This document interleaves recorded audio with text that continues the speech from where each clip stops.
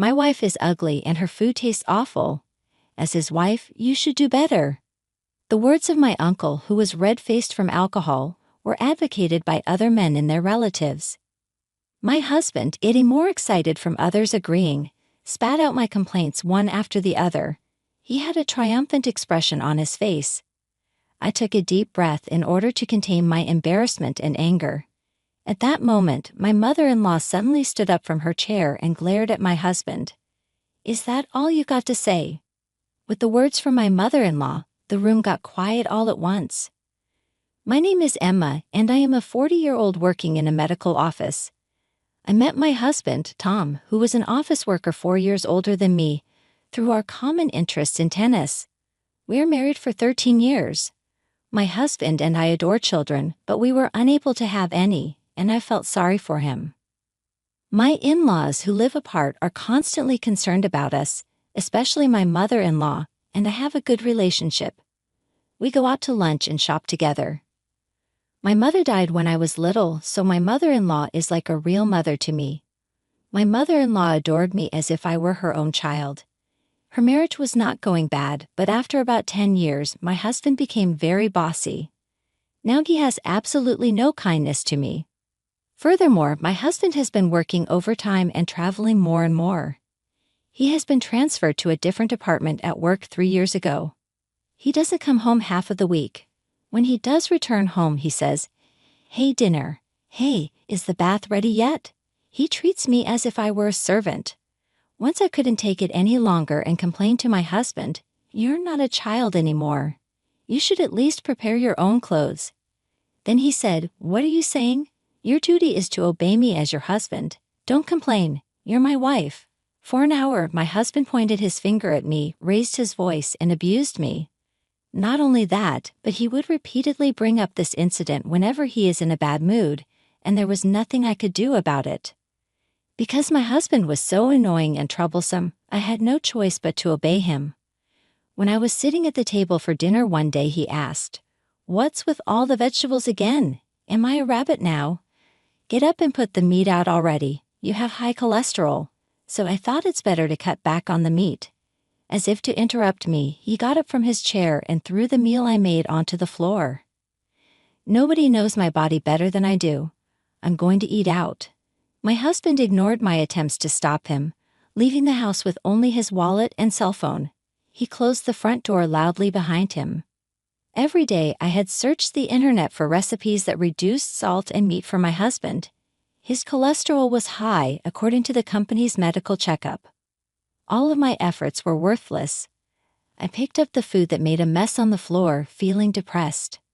My husband returned home 3 hours later, humming a song. Drunk, I had no choice but to pick up his coat he threw on the ground and realized that it had grilled meat and perfume smell. I had suspected in the past that my husband was cheating on me, but there was no proof, so I tried not to be concerned. However, the scent of the perfume made me suspect my husband was cheating even more strongly this time. Since then, when my husband gets in a bad mood, he would leave the house without saying anything, and he takes a bath as soon as he gets home every time. Oh, it's the same perfume. I could smell it even from the laundry basket. Without smelling his coat directly, you won't be able to sing carelessly in the shower soon. Getting confidence that he is cheating, I decided to get the evidence to pull him in hell. 3 weeks later, we were heading to in-laws' house every New Year's Day. All the relatives gather at my husband's parents' house for a party. All the relatives had already gathered when we arrived. On the table there was a colorful and delicious-looking New Year's dinner prepared by my mother-in-law. My husband and I wish my in-laws and other relatives a Happy New Year. "You don't have to be restrained, Emma. Go ahead and eat them." "Yes, thank you very much." My husband looked at me with a dissatisfied expression as I was sitting down, appreciating my mother-in-law. "Hey, where are the chopsticks?" my husband exclaimed. I went to the kitchen, got them from my mother-in-law, and gave them to my husband. "Hey, where are the cups?" he asked. Can she do that without being asked? You should care about your surroundings.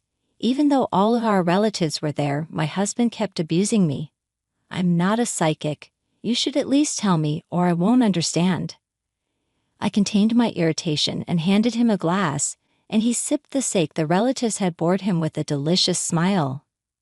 "Would you like a glass too, Emma?" My uncle also offered me a drink, but my husband declined. "She is my driver," so he said. My mother-in-law and other female relatives were busily working in the kitchen. They were preparing lunch and bringing drinks and snacks to the men. I also wore an apron I brought from home and worked non-stop. My father-in-law and the other men were having a great time and drank one bin after another. I could hear the drunk guys laughing loudly. "I am so sorry that you guys have to be busy here. I believe we should take a break." My mother-in-law prepared some hot tea for us. When we were drinking the tea and having small talk, I heard my husband's voice from the living room. "Let's go around revealing things we can't normally say. Let's relieve stress talking about them. It's a new year." The men rejoiced at my husband's suggestion. The loser of the rock, paper, scissors is allowed to say whatever he wants. My husband, who was weak with alcohol, then he thinks was so drunk he couldn't even speak properly.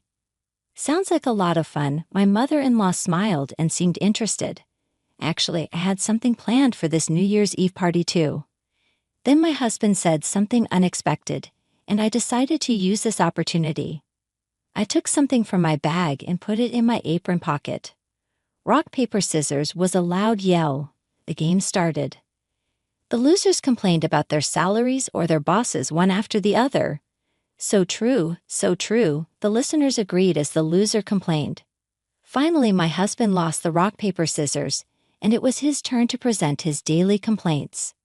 I was both excited and nervous about what he was going to say. "My complaint is that my wife is unattractive and her food tastes bad." My mind went blank from shock. My father-in-law flusteredly cleared his throat. "When you guys got married, you were complimenting her beauty and cooking skills." "That was a long time ago, Dad. She now only serves tasteless food full of leaves, like rabbit food." My uncle's expression darkened when he heard this.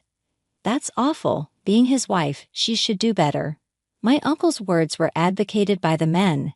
No one knew I had been thinking about my husband's health and cooking every day. Therefore, people were saying whatever they wanted. Listening to that, I was embarrassed and angry, wanting to just run away. Following my husband, the conversation changed to complaints about their wives. "I work hard every day, so increase my allowance. Stop whining and just obey me." The father-in-law was smiling as he listened, but the wives on the other end remained silent and looked down. Then it was back to my husband's turn. "Everyone is fortunate to have children," he stated. My wife was a defective woman incapable of having children. My husband should know how badly I wanted children. I had never imagined he'd abuse me like that. Sadness and frustration filled my heart. I took a deep breath and tried to keep the tears from rolling up in my eyes. "Everything will be fine, Emma." My mother-in-law took my hand gently. She sighed deeply and stood up from her chair, approaching my husband with a dark expression I had never seen before. "Is that all you got to say?" The men were surprised by how mother-in-law yelled, as she usually appeared kind and obedient to their father-in-law. The lively atmosphere changed dramatically and became quiet. "Hey, we're all having a good time," my father-in-law said to my mother-in-law. "There's no need to be angry." "What, you guys are the only ones having a good time? You're the one who had to put a stop to them. Shame on you, defective woman." "How could you say that?" Yes, that is right," was a troubled expression on his face. The father-in-law looks down. "Can't you see that we too have a lot to say to you, man, right?" The woman who had been silently nodding burst into applause. Now, don't be afraid to speak up. Let us say whatever you want, and we will feel better." Mother-in-law's words triggered the women to express their true feelings one after the other. "Increase your income if you want more allowance. Why don't you just do things on your own if you don't want us to complain? I would want you to do things for me instead." When the wives made precise complaints about them, the men went speechless and apologized one after the other. Only my husband remained cold and did not seem to care. What's bad about telling the truth? Why would I apologize? No reply to my husband's question, and they exchanged awkward glances. "I will not apologize, and I will repeat myself. Such an unattractive wife, a bad cook, and a defective woman who can't have children. My husband humiliated me repeatedly, pointing his fingers at me. At this point, the sadness and frustration I had been holding back turned into uncontrollable rage. You have no right to say such a thing to me. I approached my husband calmly, secretly controlling my cell phone, which I had hidden in my apron pocket. It's not fair that you only get to relieve stress. I would love to too, and you wouldn't mind, right? You have complaints about me. Don't be a fool. I would understand appreciation, but not complaints. Oh, let's see. I took an envelope out of my pocket and spread the pictures that were inside on the table where all the relatives receded. The photos showed my husband entering a seedy hotel room with a woman in his arms. Another photo showed my husband exiting the apartment where she lived, holding her hand. I installed the GPS device in his car after gaining confidence about the affair so that I could always find him and take photos to prove the affair. I had brought it with me for discussing it with my mother-in-law later in private, but I had to do this in this situation. All the relatives were surprised, and the room became noisy. My husband was practically collecting the photos. It is common for a husband to cheat on his wife, right guys? Come on.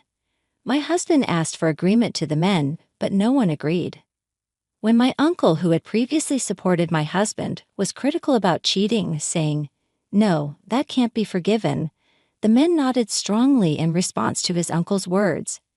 But my husband remained steadfast. "You guys can't even cheat on your wives. Haha, shame on you guys." My uncle stood up when he heard my husband's words. "Who is the most shameful, huh?" "That's right," the men exclaimed. They stared coldly at my husband, who appeared to be trying hard to appear strong and right. I was disgusted by such demeanor, so I confronted my husband with additional evidence. "Actually, I got a phone call a week ago from Maruka-san, your new love. I heard you've been dating for 3 years." My husband asked, "Maruka, who is that?" "Don't try to fool me," I continued. "I heard you had a crush on your subordinate, and Maruka-san is 7 months pregnant." "I'm not sure what you're talking about." My husband was attempting to make excuses, but he couldn't hide his agitation. "She requested that I divorce you." I heard he refused to acknowledge the child, telling her that your wife wouldn't accept a divorce. "I didn't say that." "Oh, that's funny. I thought you didn't know her name." Saying that, I took my cell phone out of my apron pocket. I put it on speaker and turned the volume up to maximum so that everyone in the room could hear. "Did you hear what I just said, Maruka-san?" She sniffles, possibly crying, and says quietly, "Yes. Actually, I had called the girl the day before New Year's and told her I would call her today."